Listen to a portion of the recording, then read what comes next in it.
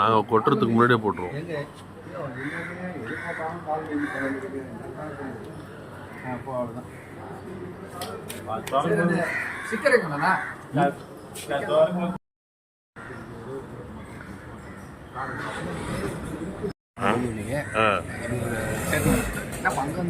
நம்மளுக்கு வரல அப்படின்ட்டு அவங்க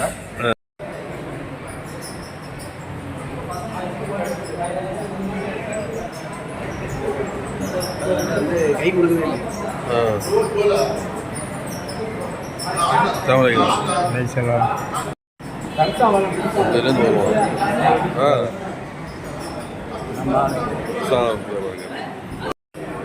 இல்லைண்ணா கிடைக்கல, டிக்கெட்லாம் ஒன்றும் கிடையாதான். ஆஹா, மேனேஜரை பார்த்துட்டான், எதுவுமே கேட்காதீங்கட்டாரு. இல்லையா போடுங்க.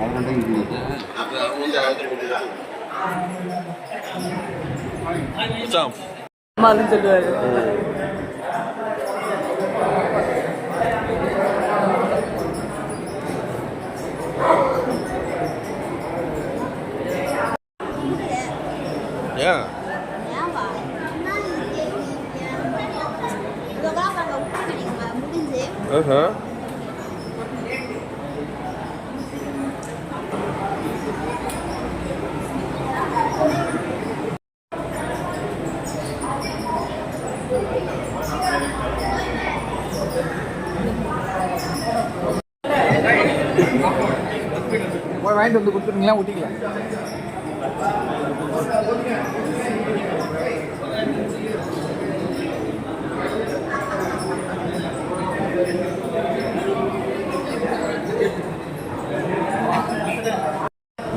வச்சிருக்கிறான் கூடவே விட்டுற மாட்டான். ஒன்றும் இல்லை, அந்த பாட்டு பாட்டா இல்லையா?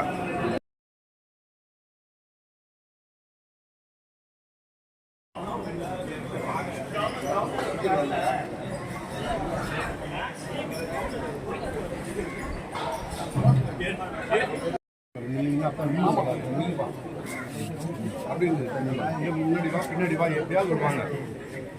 வாழை இன்னைக்கு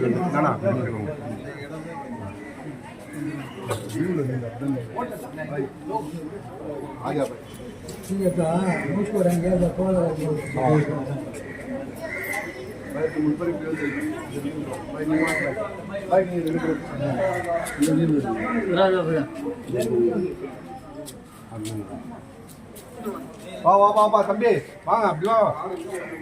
அப்பா அப்பா அசோசியேஷன் வச்சுக்கிறீங்க, அப்படியே பின்னாடி போயிருக்கீங்க. இங்கே வாப்பா தம்பி, இங்கே வாப்பா, இங்கே வாப்பா, இங்கே வாப்பா, இங்கே வாப்பா. தொப்பியை கட்டு, தொப்பியை கட்டு, தொப்பியை கட்டு. இங்கே வா, இங்கே நில்லு, இங்கே வா, இங்கே வா. இந்த வியூ பிரச்சனை கிடையாது. ஆமாம், அவர் மோதினார், மோதினாரா? அவர் கண்ணு எலி. கண்ணாடி போட்டுங்க பாய், நீங்க கண்ணாடி போட்டுங்க.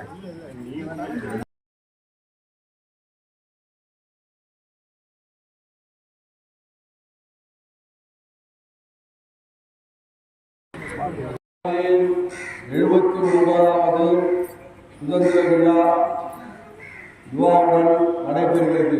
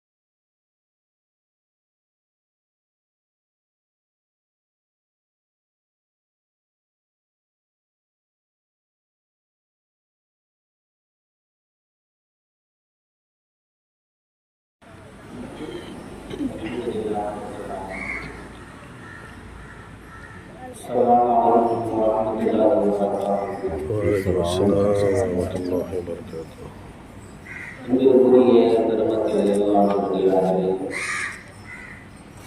சிறார்களே மாணவர்கள் உங்கள் அனைவருக்கும்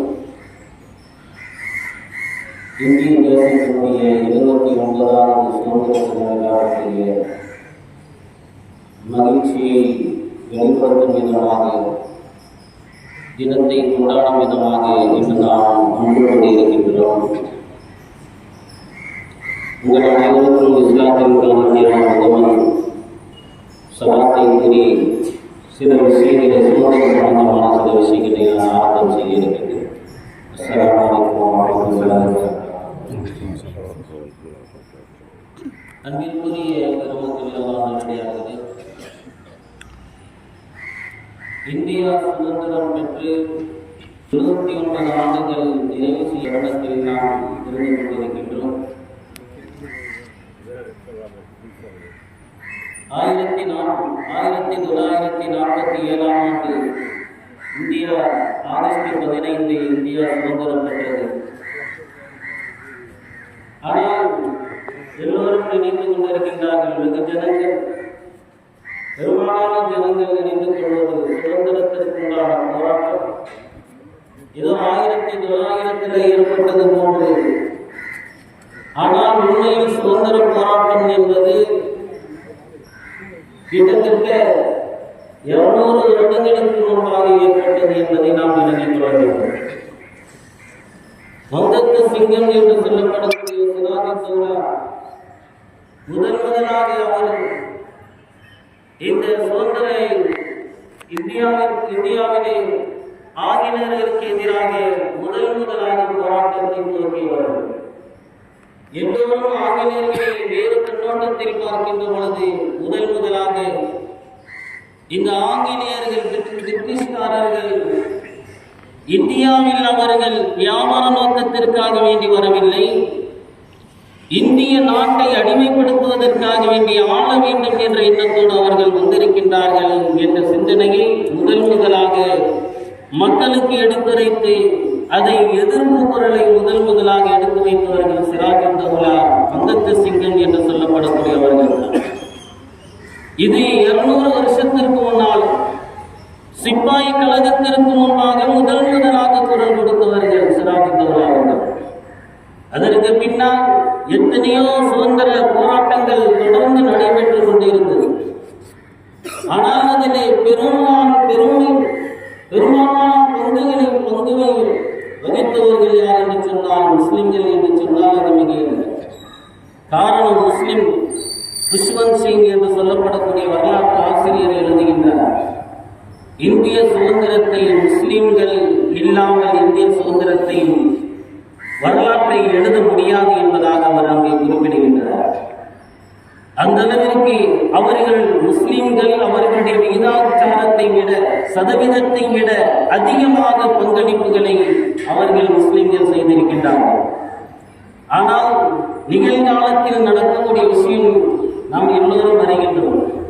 எந்த அளவிற்கு முஸ்லிம்கள் தன்னுடைய உயிரை தியாகம் செய்தார்கள், பொருளை கொடுத்தார்கள், எல்லா விதமான தியாகத்திற்கு முன்னின்றார்கள் முஸ்லிம்கள். ஆனால் இப்பொழுது முஸ்லிம்களை வேறு விதமாக திசை திருப்பப்படக்கூடிய ஒரு சூழ்நிலைகள் இன்றைய கால சமகாலத்தில் நிகழ்வதை நாம் எல்லோரும் அறிந்து கொண்டுதான் இருக்கின்றோம். காரணம், ஒரு சமூகத்தில் நடந்த பல நிகழ்வுகளை, வரலாறுகளை மறைக்கக்கூடிய, இருட்டடிப்பு செய்யக்கூடிய வேலைகள் சமீபத்தில் நடந்து கொண்டிருக்கிறது. எங்கோ சுதந்திரத்திற்காக வேண்டி ஒரு நாள் பாடுபட்டவர்கள் எல்லாம் சுதந்திர வீரர்கள் என்றும், எங்கே ஒரு ஓரத்தில் நின்றவர்கள் எல்லாம் மிகப்பெரிய சுதந்திர போராட்ட வீரர் என்றும், இந்த சுதந்திரத்திற்காக வேண்டி தன்னுடைய பொருளாதாரத்தை முழுவதுமாக கொடுத்தவர்கள் இஸ்லாமியர்கள் பல பேருடைய பட்டியல் சுதந்திர வீரர்களுடைய பட்டியலிலே அவருடைய பெயரை காணும். தன்னுடைய உயிரை மாய்த்து கொண்டவர்கள் பல பேர்கள் அவர்கள் இந்திய சுதந்திர தினத்தில் சுதந்திர போராட்டத்தில் அவர்களுடைய வீரர்களுடைய பட்டியலிலே அவர்களுடைய பெயர்களை காணும். இங்கிருக்கிற பெருமக்களே, நாம் விளங்கிக் கொள்ள வேண்டும். இந்த சமூகத்திற்கு வரலாறுகளை எடுத்துச் சொல்ல வேண்டும். காரணம் என்னன்னு சொன்னால் இஸ்லாம் ஒரு பொழுதும் அடிமைத்தனத்தை விரும்பவே இல்லை. அல்லாஹ் ரப்பல் ஆலமீன் குர்ஆனிலே பதிவு செய்கின்ற பொழுது அடிமைத்தனம் என்பது ஒரு பொழுதும் இருக்கக்கூடாது, அது இறைவனுக்கு மட்டும்தான் இருக்க வேண்டும், மனிதனுக்கு யாருக்கும் இன்னொரு மனிதனுக்கு அடிமையாக இருக்கக்கூடாது என்பதை அடிமைத்தனத்தை ஒழித்தது இஸ்லாம் என்பதை நாம் பார்க்கிறோம். பெருமானார் ஸல்லல்லாஹு அலைஹி வஸல்லம் அவர்கள் அந்த அடிமைத்தனத்தை ஒழிப்பதற்குண்டான பல முயற்சிகளையும் பெருமானார் ஸல்லல்லாஹு அலைஹி வஸல்லம் அவர்கள் கையில் எடுத்தார்கள். எனவே இஸ்லாம் என்பது இஸ்லாமியரிடத்திலே சமய ரீதியாக மத ரீதியாகவே அவருடைய உள்ளத்திலே யாருக்கும் அடிமையாக இருக்கக்கூடாது என்ற சுதந்திர போராட்டம் என்பது ஆள் மனதில் அவர்களுக்கு இருந்ததின் காரணமாக பல மேடைகளிலே பல பள்ளிவாசல்களிலே இதை பற்றி எடுத்துரைக்கப்பட்டு எந்த அளவுக்கு என்று சொன்னால் அவர்கள் ஆங்கிலேயருடைய வேலைகளிலே இஸ்லாமியர்கள் யாரும் பங்கு பெறக்கூடாது, அவர்களுடைய அந்த மொழிகளை யாரும் இஸ்லாமியர்கள் கற்றுக்கொள்ளக்கூடாது, அவர்களுக்கு எந்த விதத்திலையும் ஒத்துழைப்பு தரக்கூடாது என்றதெல்லாம் ஒரு பத்துவாக்களை கொடுத்தார்கள் என்று சொன்னால், அன்பிருக்கிற மக்களை அப்படிப்பட்ட இஸ்லாமியர்களுடைய உள்ளத்திலே அவர்களுடைய அந்த ரத்தத்திலே ஊறி போன அந்த சுதந்திர போராட்டத்தில் இருந்த எண்ணத்தை இஸ்லாமியர்களிடமிருந்து இன்று அவர்கள் சுதந்திர போராட்டத்தினுடைய பட்டியலிலே பல பேர்கள் இஸ்லாமியர்களை காண முடியும். பகதூர் ஷா நமக்கெல்லாம் தெரிந்த ஒரு மன்னர் பகதூர் ஷா ரங்கூனுக்கு அவர் நாடு கடத்தப்படுகின்றார். சமீபத்தில் கூட ஒரு 30 வருஷத்துக்கு முன்னால் ஆட்சி செய்த ஆட்சியாளர் சென்று பகதூர் ஷாவுடைய கல்லறையை பார்க்கின்றார். அந்த கல்லறையில் எழுதப்பட்ட ஒரு வாசகம்,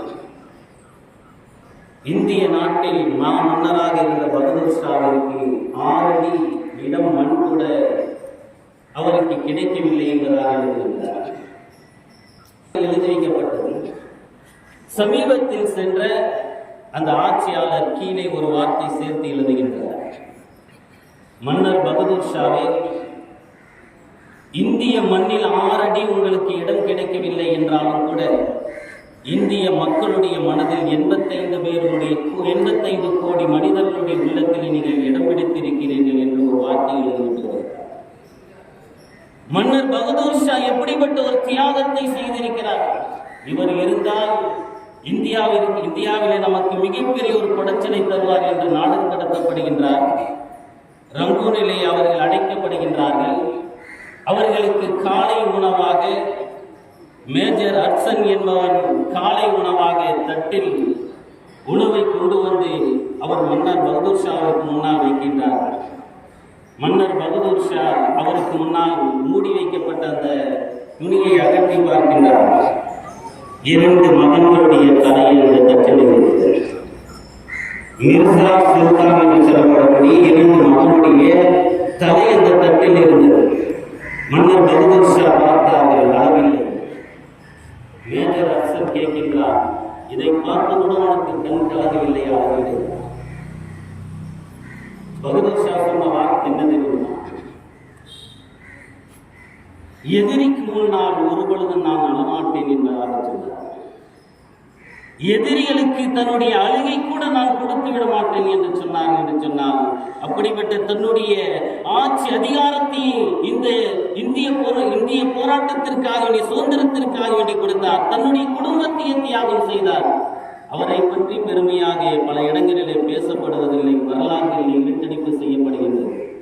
வரலாறுகளிலே தேசத்திற்கு துரோகியாக இருந்தவர், தேசபிதாவை கொலை செய்தவர்கள் எல்லாம் இன்று தேச தியாகிகளாக உருவாக்கப்படுகின்றார்கள் என்று சொன்னால், அன்பிற்குரிய பெருமக்களே, நாம் இந்த வரலாறுகளை, இஸ்லாமிய பங்களிப்புகளை, இஸ்லாமியர்கள் எந்த அளவிற்கு இந்த தேசத்திற்கு பங்களித்திருக்கின்றார்கள் என்பதை, வரலாறுகளை இந்த சமூகத்திற்கு எடுத்துச் செல்ல வேண்டிய கடமை நமக்கு இருக்கிறது என்பதை நாம் விளங்கிக் கொள்ள வேண்டும்.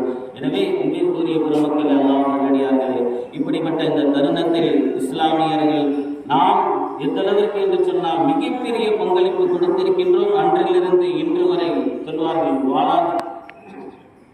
ஜாலியான் வாலாஜாபாத் என்று சொல்லப்படக்கூடிய அந்த இடத்திலே ஒரு பெரும் கொண்ட கூட்டத்தை ஆங்கிலேயர்கள் கொத்து கொத்தாக கொலை செய்து ஒரு கிணற்றிலே தூக்கி போட்டார்கள். அந்த கிணற்று எந்த அளவுக்கு சொன்னால் கீழே தண்ணி தண்ணியெல்லாம் தாண்டி அந்த கிணற்றே ரொம்ப வலிக்குது. அந்த அளவிற்கு பிணங்களை கொண்டு குவித்தார்கள். அதிலே பெரும்பாலானவர்கள் யார் என்று சொன்னால் முஸ்லிம்கள் என்பதை விளங்கிக் கொள்வது. இப்படி நிறைய பல விஷயங்களை ரத்தத்தினால் முஸ்லிம்கள் தன்னுடைய சுதந்திர போராட்டத்தில் அவர்கள் பங்கு கொடுத்திருக்கின்றார்கள். அப்படிப்பட்ட இஸ்லாமியர்களை இந்த சமூகத்திற்கு நாம் அடையாளம் காட்ட வேண்டிய ஒரு நல்ல ஒரு சந்தர்ப்பமாக இந்த இந்திய சுதந்திர தினத்தை நாம் மிக விமர்சனமாக நாம் கொண்டாடி கொண்டிருக்கின்றோம். அல்ஹம்துலில்லாஹ். அல்லாஹ் தஆலா இந்த சமூகத்தில் யாரெல்லாம் பாடுபட்டார்களோ அதே போல அவர்கள் நினைவுறுவதோடு இந்த சமூகத்தில் இன்னும் நிம்மதியாக மகிழ்ச்சியாக சுதந்திரமாக வாழக்கூடிய நல்தௌஃபீக்கை அல்லாஹ் ரப்பல் ஆலமீன்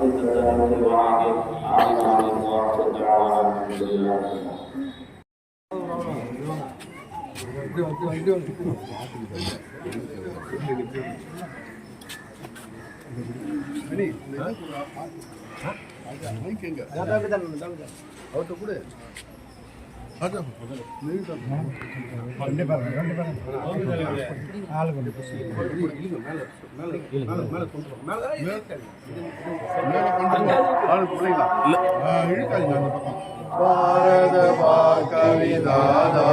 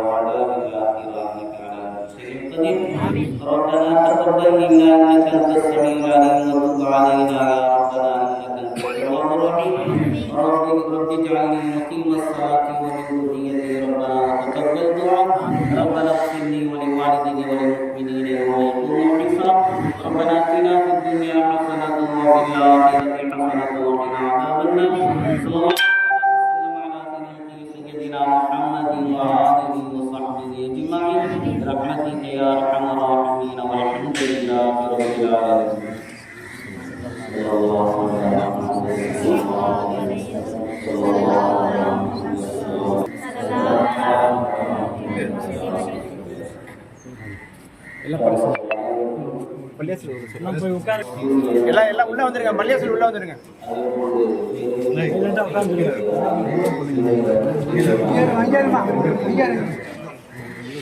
பள்ளியாசல் போங்க எல்லாம்.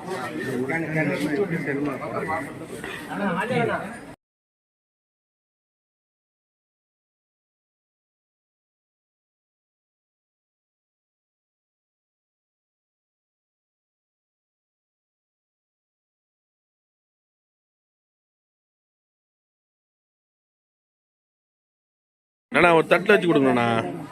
ஒன்று ஒன்றா கொடுத்தா சரி வராது. ஒரு சாப்பாடு எடுத்துருவாங்க.